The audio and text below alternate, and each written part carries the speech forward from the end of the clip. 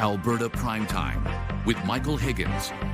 Welcome to Alberta Primetime. Ahead tonight, our Friday panel on separatism concerns hitting national headlines. But first, driving tourism. This is the most important part of the meeting.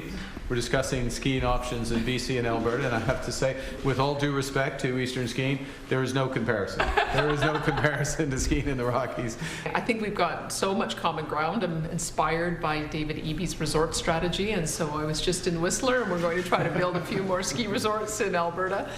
Comments from the Premier on opening the door to more tourism in our province through resort development. Comments that come in the wake of all-season resort designations for Castle, Fortress and Nikiska. And joining us now, Darren Reeder, President and CEO of the Tourism Industry Association of Alberta. Mr. Reeder, sir, welcome to Alberta Primetime. Well, good afternoon. Great to be with you. All right. So what do you see the Premier signaling here? What could the build-out of more ski resorts represent to the tourism industry in our province? Well, I think it'll be a big boon to Alberta's future tourism plan. Clearly, there's a provincial strategy for a $25 billion tourism industry by the year 2035.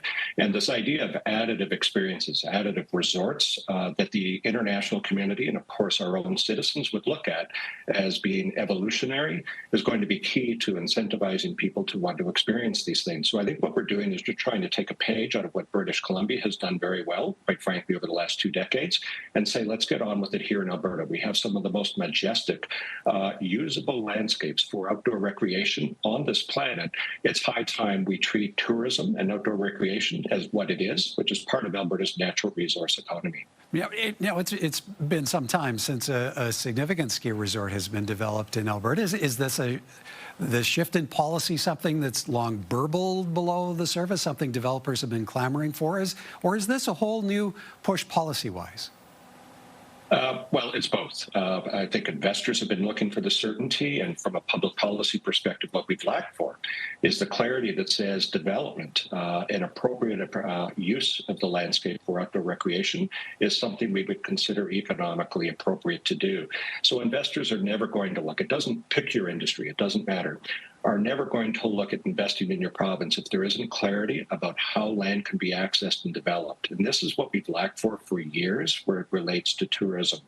Crown land has favored our traditional industries and the how we develop them. There's largely been no objection to tourism activity that has happened for years, but certainly no public policy lens on the how we can do things differently to match what other markets are doing around the world.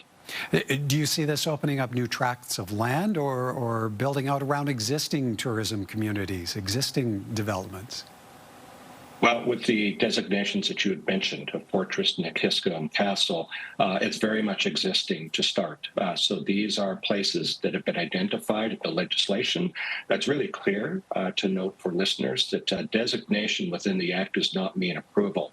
The process does not replace the requirements under the Environmental Protection and Enhancement Act, Water Act, or other acts that have cumulative effect requirements and review from proceeding. So Indigenous populations need to be consulted. The public have their opportunity to comment on these proposals and whether they align with Alberta goals and objectives. So I think the transparency is absolutely there, but it's the certainty that the investors have about how to approach their projects that has made all the difference. And I think it's going to be transformational if we look at this landscape in 3 to 5 years' time.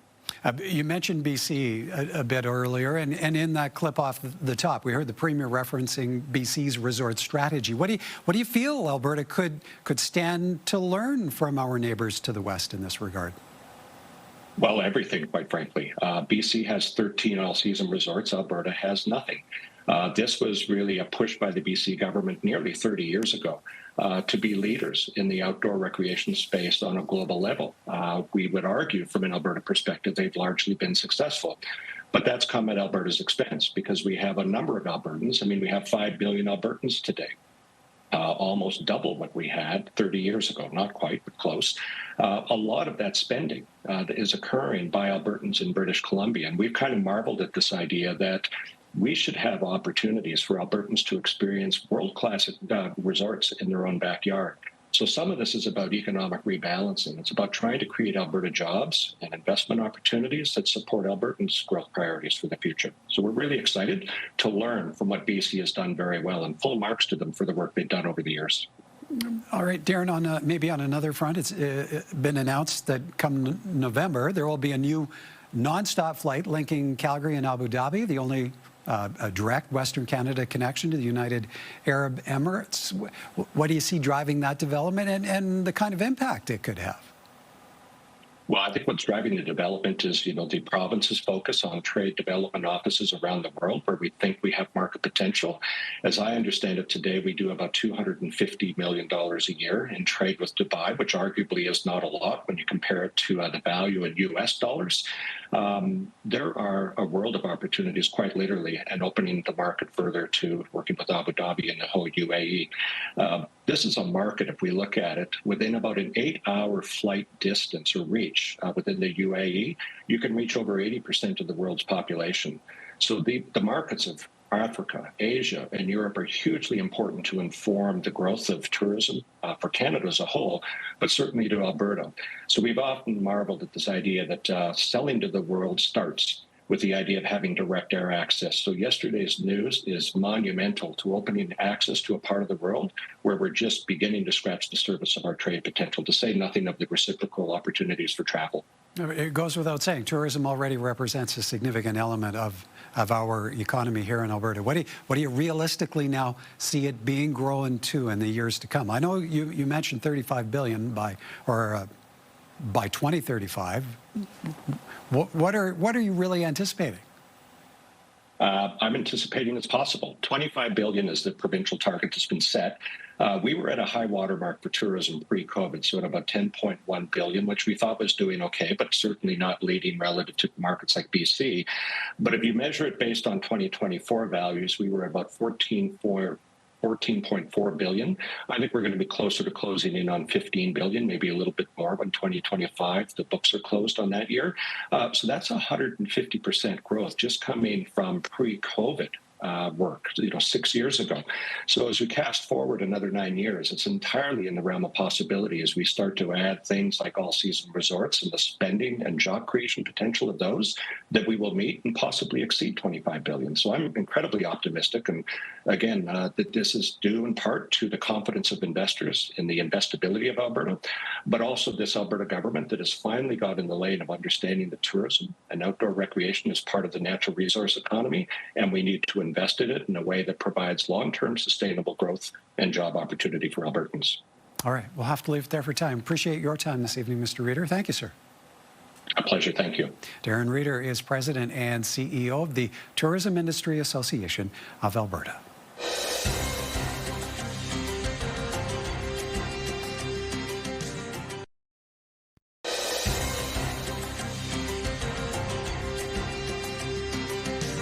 From an expanding response to the separatism push in our province to government employees gearing up for a full-time return to the office, Albertans heading to the Olympics, and the drive behind renewed interest in Pride Tape. Our Primetime This Week panel is in, and joining us this evening, Bob Sumner, former 30-year news veteran and editor, as well, the founder of Livewire Calgary with us now, Darren Krause. Gentlemen, good to see you both. And let's begin with what's been a dominant dialogue here in Alberta the past few weeks, and now suddenly dominating national headlines. And it's thanks to comments by the Premier of BC at the First Minister's meeting in Ottawa, pushing back on the separatist movement in Alberta and demanding its organizers cease meetings with U.S. State Department officials. And it's prompted this response.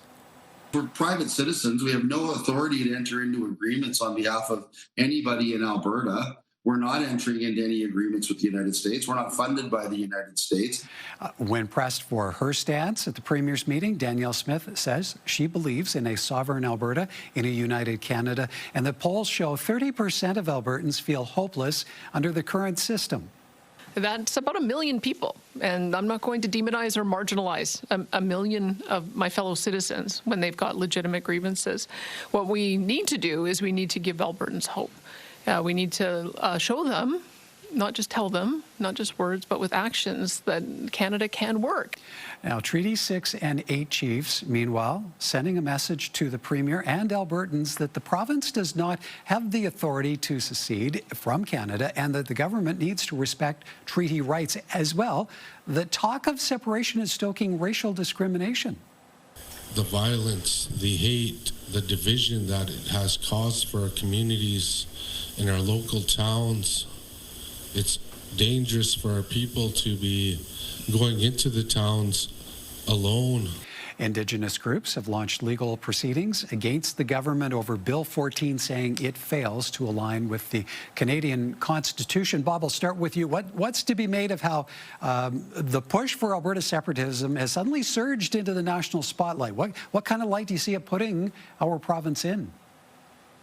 Well, first I want to say, this issue has been brewing for a long time, before Pierre Trudeau started it, and then his son carried on a strong tradition of not listening to Albertans. So these people are getting a little upset. Danielle is a self-described libertarian, Premier Smith, and that means everybody gets a voice, which I'm not against. But this is how this stuff bubbles to the top, and now it's got a lot of people are really thinking about it. But I hope that calmer heads prevail, and I'm a Canadian. I want to stay a Canadian. So, Darren, what strikes you about the state of the separatism push conversation? Well, you know what's interesting is that that number, and I know it's been polled on recently, where there's 30% of Albertans who would favor it, or the way it was described in your lead up, Michael, was that 30% of people don't have hope in this particular arrangement within Canada. But the reality is that when, in some of the surveys that have been done, when you break that down and you start to tell people about the cost of leaving Canada and what sort of impacts there might be, that actually goes to less than 2 in 10 people actually support Alberta leaving Canada. So I think that's part of this whole conversation that's not really being talked about, particularly from the province. While they may on some level be not promoting, but certainly not denying the separatist movement, their day in the sun, they're certainly not putting out there the kind of information that Albertans really need in order to make an actual informed decision on all of this. Bob, how contentious do you see this overall dialogue around separation becoming? What might it build to? Well, it's contentious. It's getting covered by the media. It's getting covered by the underground media. It's getting covered by everybody. So it's very much out there in discussion on a national stage as well. So I see it's going to come to a boil. I don't know if they have enough people to carry it forward to a referendum, but I guess time will tell. But they definitely have a publicity machine going on this. So. All right. Next up for us, downtown cores, especially in Edmonton, could be a little bit busier come Monday. That is because the province is ending hybrid work-from-home dynamics implemented during the COVID era and ordering provincial employees back to the office a full 5 days a week. And it's a move meeting with a degree of opposition.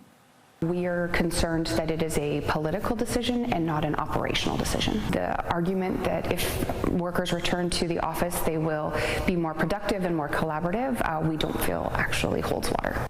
The AUPE represents nearly 9,000 provincial employees and claims the decision will negatively impact workplace culture and morale. As for the city of Edmonton, it's not considering a similar policy, and while it would bring more people into the core, more workers alone isn't the solution. Our old model didn't necessarily provide the vibrancy we were looking for either. We saw, again, maybe busyness during the day, but then really empty, quiet night times. Bringing residential in helps solve both of those problems. More at-work employees or not, downtown establishments are looking forward to the added foot traffic. For any business, even one more customer will definitely bring more hope, more life in the business. It's not only about our business. We really hope that downtown will be flowering. Because as for now, I see that it's struggling. The AUPE says its members will undertake a brown bag protest with the message, hybrid work tastes better. Darren, the outgoing policy allowed employees to work from home 2 out of 5 days a week. High time that changed given the pandemic has long since passed? I don't know if I should be asking you this because I know you work from home.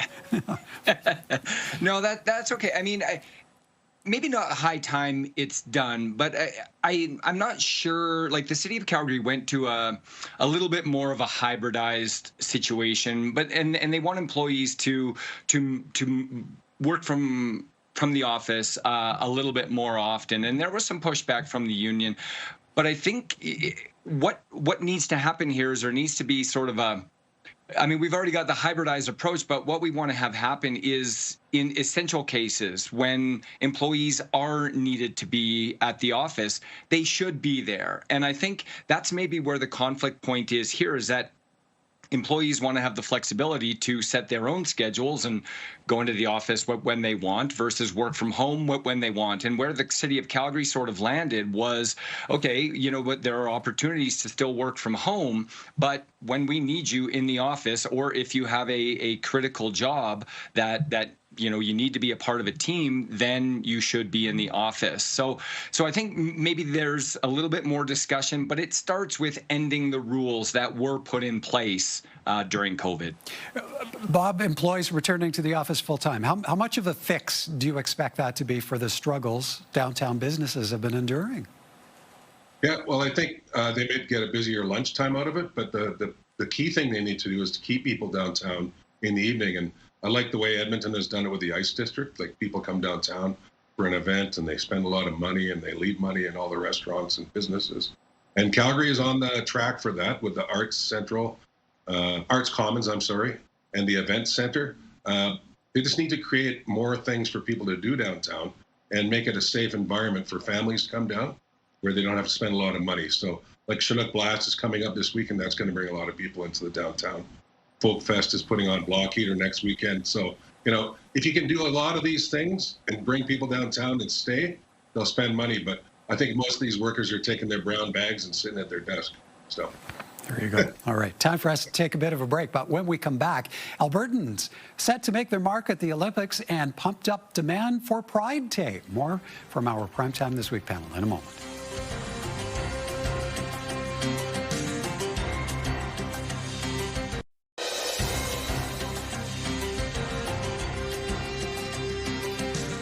Welcome back. 1 week from today, the Winter Olympics will be underway in Italy, and Albertans will be there in a mix of capacities. It's starting to get real. I'm starting to get excited.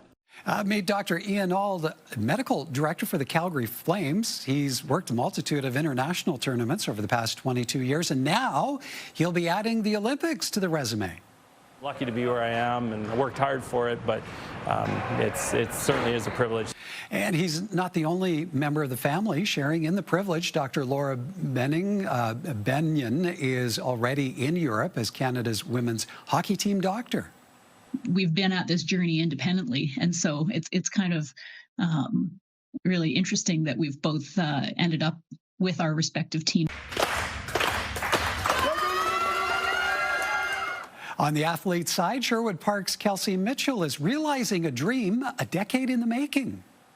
I thought maybe bobsleigh would be for me. At the time, I just wasn't fast enough or strong enough, and so 10 years later, I finally have the strength and power and was able to make the cut.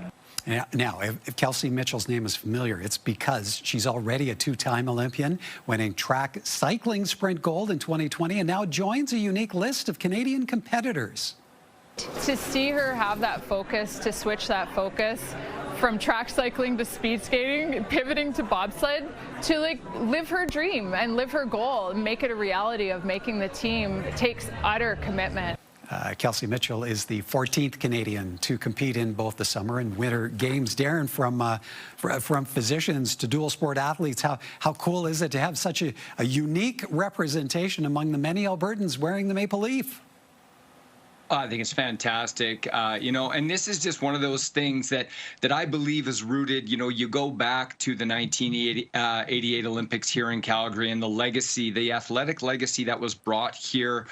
You know, it's provided so many opportunities for young athletes. I know that the one girl shared that she was on a 10-year journey. And I think that speaks to the kind of facilities and the foundation that have been built in Alberta over the years to produce such exceptional athletes in a variety of disciplines. Bob, how excited are you for the start of the games?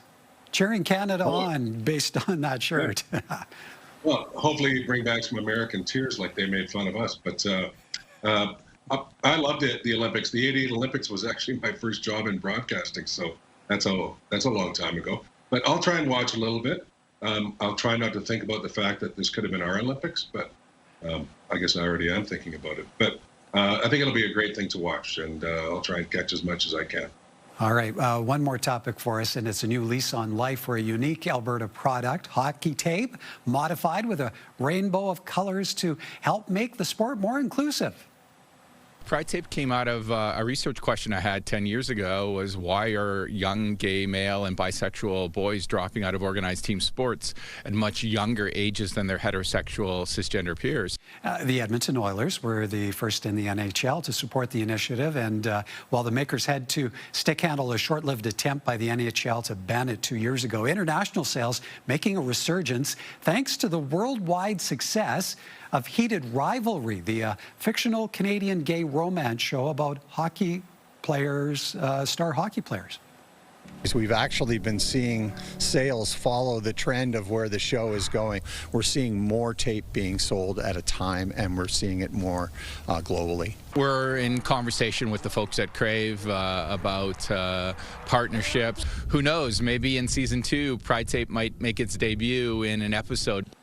Sales of Pride Tape, by the way, up 40%. Bob, whether it's Pride Tape or the global attention it's drawing, what do you make of the ever-growing impact of Heated Rivalry?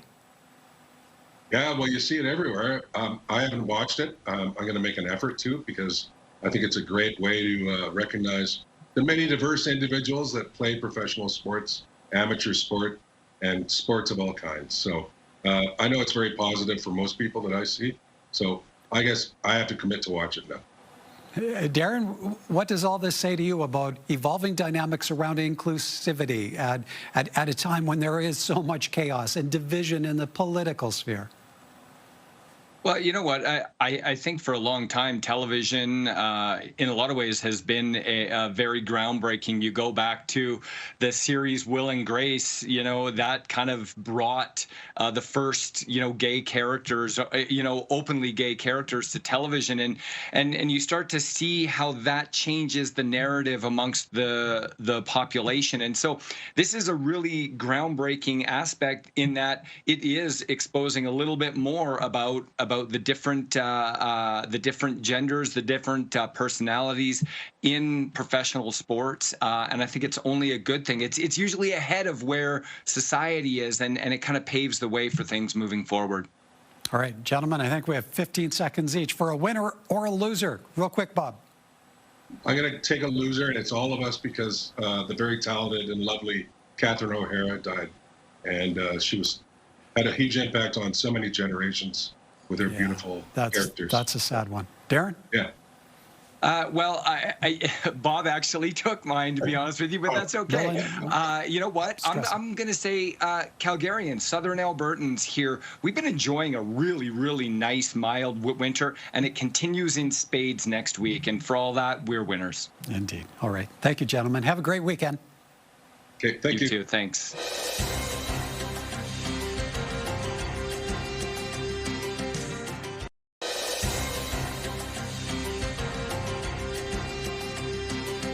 Now, here are a few responses to a recent story posted by CTV News, and it's about Prime Minister Mark Carney calling Crave's smash hit Heated Rivalry a true made-in-Canada phenomenon. Shiva says, love our Prime Minister and love Heated Rivalry. Canada is crushing it on the world stage. Ashish thinks Mark Carney is raising the bar high, a leader with a soft heart but a backbone of steel.